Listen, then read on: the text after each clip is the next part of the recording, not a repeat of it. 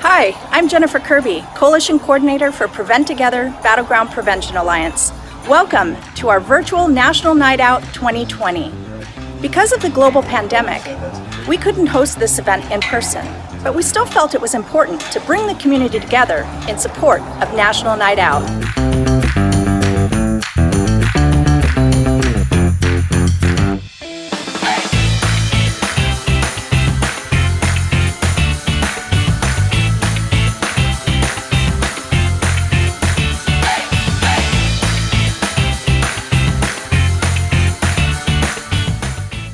Hi, I'm Scott Sorensen, Fire Chief with Fire District 3. Normally, we would be at Kiwanis Park grilling hot dogs and sharing with you, the community. We at Fire District 3 missed that opportunity and look forward to next year when we could do it again. Thank you, Chief Sorensen. I'm Mike Fort, Chief of Police in the Battleground Police Department. Hi, welcome. I wish, like everyone else has said, I wish we could all be together. We missed that as well. We miss you.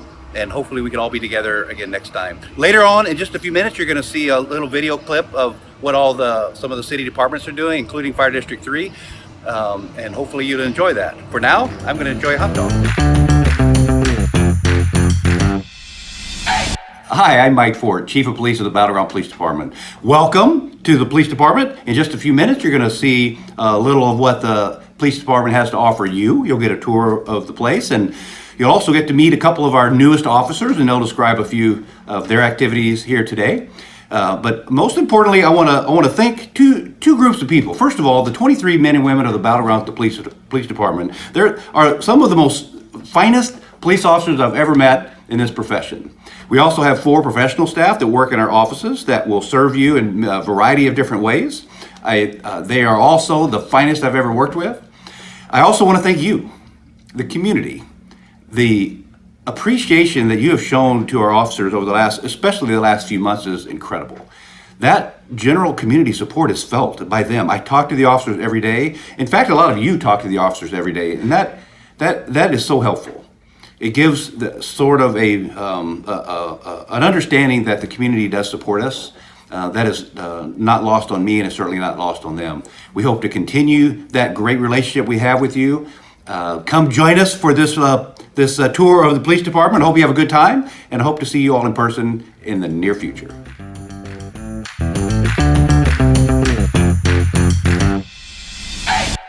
Hello, welcome to the Battleground Police Department. I am Lieutenant Kim Armstrong, and I will be providing a virtual tour for you today. Okay, our first stop on our station tour is the Records Department. This is actually where all the real work happens. Office staff here are responsible for processing all of the police reports that the officers generate. They're also the face of the department. If you've called in, you've probably spoke to somebody from Records. When the lobby's open again, they're the people that will greet you in the lobby. Records staff also process concealed pistol licenses and process public records requests. All right, let's go check out detectives. Okay, next stop, detectives office. This is the office where our detectives normally work. You'll notice there's nobody here right now. That is because they are both working remotely. Our detectives handle the more complicated cases that may take a long time to investigate. Both our detectives are also members of the Regional Major Crimes Unit, where they will assist in investigating felony cases in the county. Let's come check out patrol. This is the patrol room where officers will complete reports. You'll notice we have some COVID partitions to help keep them safe and allow them some more comfort while they work on their police reports. Our department is broken up into 4 squads. Each squad has a patrol sergeant. The Battleground Police Department is equipped with 3 interview rooms. All of our interview rooms are audio-video recorded, capturing witness, victim, or suspect interviews. All right, our next stop is the evidence processing room. You'll notice a bunch of lockers in this room. This room is utilized by the officers when they pick up evidence out in the field. They'll bring it back here, they'll process it. They lock it in these lockers. Once they're locked here, officers no longer have access to it. Only our property and evidence technician has access to it at that point. That keeps the evidence secure and safe until it is needed in court. This is our temporary holding cell area and jail intake area. When officers have arrests out in the field, they'll bring them here for processing. We will temporarily hold them in the holding cells until they can be transported to Clark County Jail. Okay, welcome to one of my most favorite parts of the department, our fitness room. We are very fortunate to have this fitness room and all of this wonderful equipment. Physical fitness is super important for officers to be able to do their jobs, keep themselves safe, and keep you out in the community safe. Okay, welcome to the Blue Room. I bet you can't figure out why we call it the Blue Room. It's actually our defensive tactics training room. Our officers get about 6 days of in-service training a year. Much of that training time is spent doing defensive tactics. Welcome to the final stop of your station tour, the administrative division for the department. The administrative division has oversight over all department operations and all administrative functions. There are 3 of us that work up in the administrative division: the assistant to the Chief of Police, myself as a lieutenant, and of course, Chief of Police Mike Fort. And that's it. That concludes our station tour. Thank you all for tuning in. Hello, my name is Alicia Smith and I'm the Administrative Assistant to the Chief here at the Battleground Police Department. Thank you for joining us on our virtual tour. As we close this video, I wanted to make you aware of a series of videos we'll be releasing on our website in the coming weeks. These videos will give you a more in-depth look at some of the services provided here at the department, so keep your eye out for those. Additionally, as a reminder, although our lobby is closed, our staff is here and ready to help. If you need any non-emergency services, please don't hesitate to contact us at 360-342-5200 or on our website at cityofbg.org. Thank you.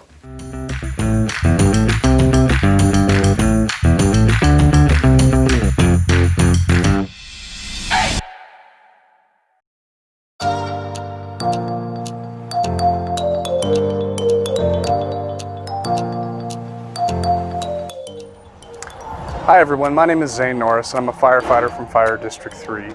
This year has been a tough one for us all. Due to the social distancing precautions of COVID, we miss seeing you around. And that's why we want you to know that we're still here, just as you all have been there for us. With that being said, for National Night Out, we want you to virtually come join us here at Fire District 3. Come on inside.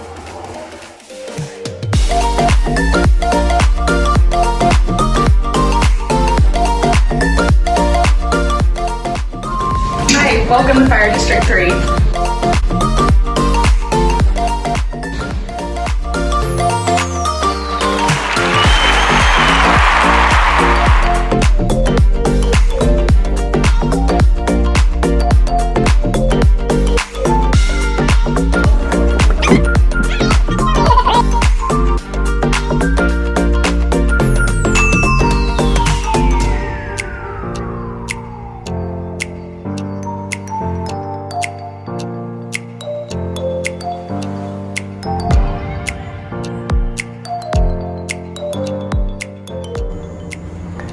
Oh, hey there. Being a firefighter is more than fighting fires. My name is Andre, and I'm one of the paramedics here at Clark County Fire District number 3. So what I'm doing right now is I'm checking all of our medical equipment. And the reason for that is because most of the time we're the first ones on scene and we're the ones who initiate life-saving care. So in order for us to be successful in our job, we have to make sure all of our equipment is in working order and ready to go. To our medical calls, we take squads, and the reason for that is because they're lighter, they're easier to maneuver and safer to maneuver, and they're a cost-saving factor for our community. This is Squad 35.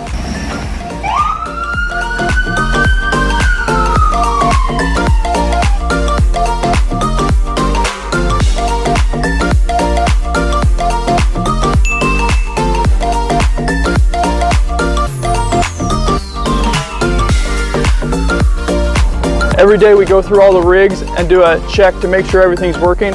Once a week we do an in-depth check and exercise all the power equipment.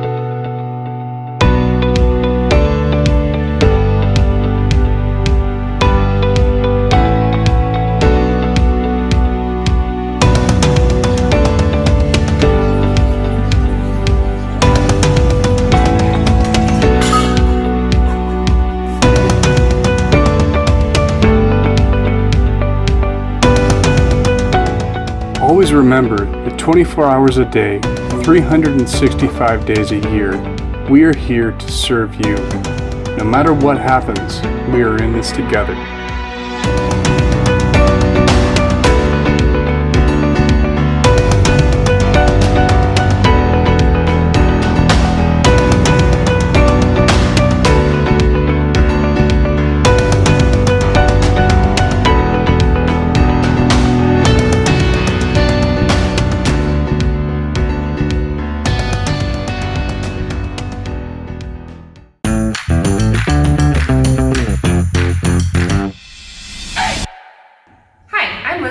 Chair of the Prevent Together Battleground Prevention Alliance.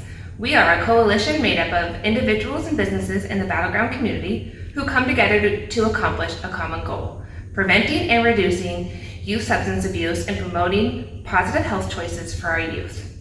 Together, we will and we can prevent and reduce youth substance abuse in the battleground community by building resiliency, strengthening relationships, and providing education for families and community members. We love our battleground community, and we aim to do everything we can to promote and support its health and happiness.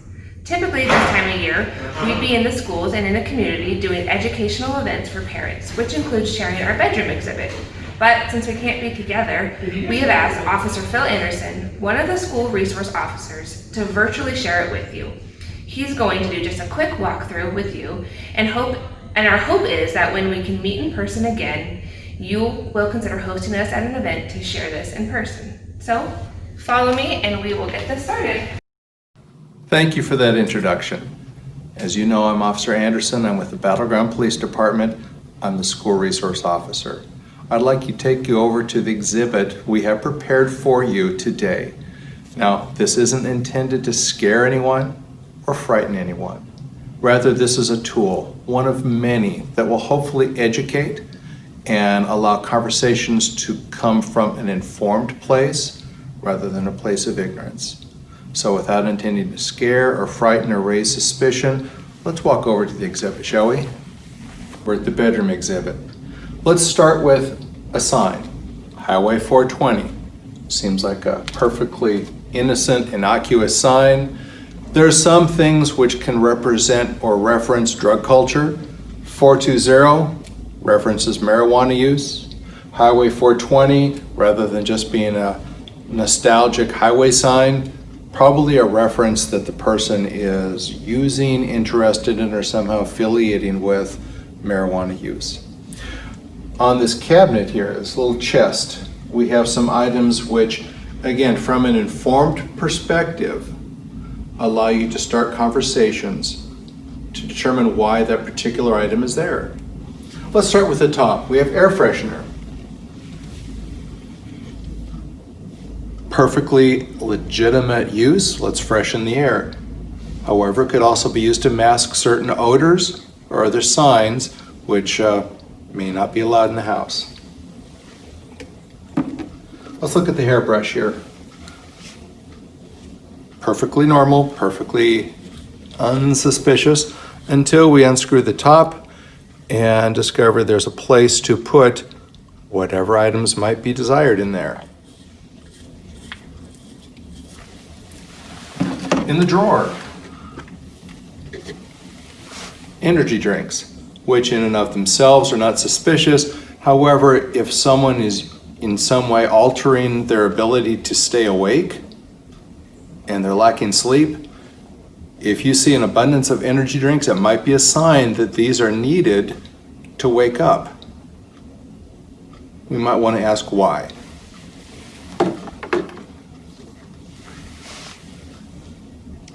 Need I say more? There are many times where we have seen drinking games, beer pong, or whatever involving these cups and other tools or items. Might be a good time to ask, well, I noticed that there are some cups in your drawer. Let's talk about this.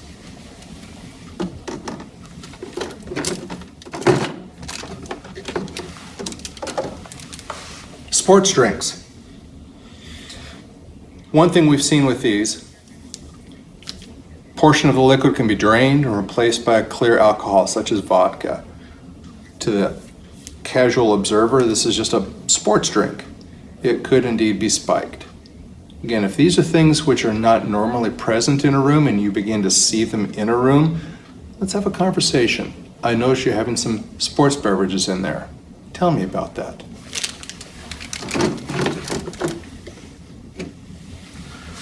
Robitussin. Good for what ails you. It can also be combined with candy, which allows people to drink excessive amounts of the Robitussin when sweetened with the candy and produce some pretty significant effects on the usually juvenile. Here's a couple of items I'd like to pay special attention to. The dusting device can be used to clean computers, keyboards, whatever. It can also be used to inhale noxious substances, to huff. Again, if this is something which is just showing up, let's have a conversation about this. If you see normal devices which are fashioned in an unusual way, empty toilet paper roll, fabric sheets, hair tie, just be aware this can be used to mask odors. If something's being smoked and the exhale is done through this, it's done to disguise or mask the odor which you would normally smell or observe from this.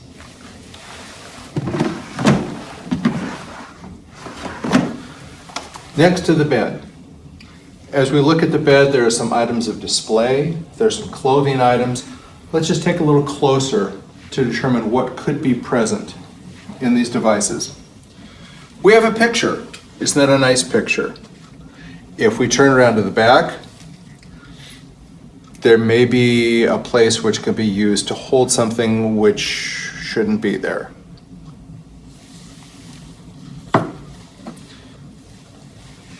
Very cute. And then we look in the back and see there is a pocket which could be holding some device, some substance which shouldn't be there.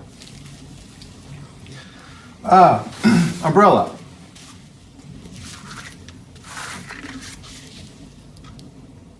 Which again has an ulterior motive.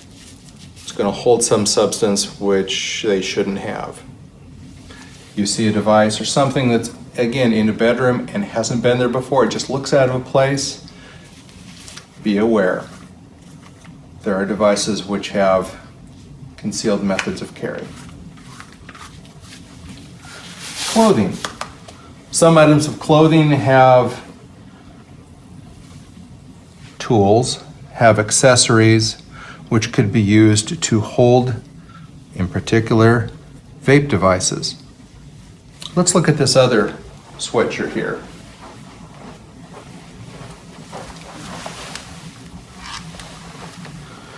Pretty similar to the first one. We have these ties at the end of the... Notice this is being held in place by the end. And at first glance, you would have no idea that that was there.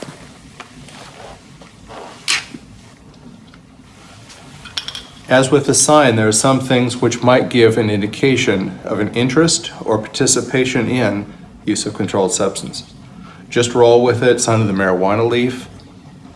Might be a good opportunity to start a conversation.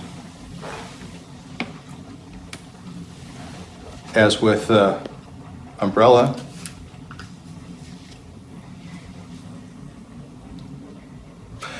at first glance, we don't see the true capability and true intent of this. As we close with this exhibit, just to recap, this is again not meant to scare, this is not meant to frighten, this is meant to inform. Because through this whole process, conversation is the key. If you can have a conversation with your children based on trust, based on respect, that will be the thing that allows you to impart wisdom, impart knowledge, and maintain a communication with your child. The coalition, Prevent Coalition, hopes to see this accessible live, not just virtual. And I look forward to the opportunity when you can actually come walk through an exhibit, and see these things in person. Until then, thank you for taking time to watch this. We have a website for the Prevent Coalition, which should be displayed. I would encourage you to seek out that website for further information, as well as if you have any further inquiries or questions. Thank you. Hello, my name is Blake Bowers, and I am the Chief Umtuck Middle School Dream Team Advisor. The Dream Team is a group of students ages 10 to 14, or grades 5 through 8, that have chosen to spend their time to help our community with drug and alcohol prevention. These youth are the youth strand of the Battleground Prevention Alliance, run to help Battleground community with drug and alcohol-free activities, education, and events. This is a leadership activity for students, and there are many wonderful projects and things that we have going on. Forums and seminars, activities that the students plan, like lock-in events at our school that we've done before, other leadership roles, Policy Prevention Day that our students attend in Olympia. It's a very informative and educational group, and our students have so much wonderful wisdom and insight to share peer-to-peer how they're doing and how they are addressing the issues of alcohol and substance abuse and mental health situations as well. Our focus at Chief Umtuck Middle School this year is on behavioral health and how your behavioral health can lead to substance abuse. We look forward to working with our community and with the youth here at Chief Umtuck, which has influence over the rest of Battleground as well. Thank you very much, and we look forward to seeing you at our events.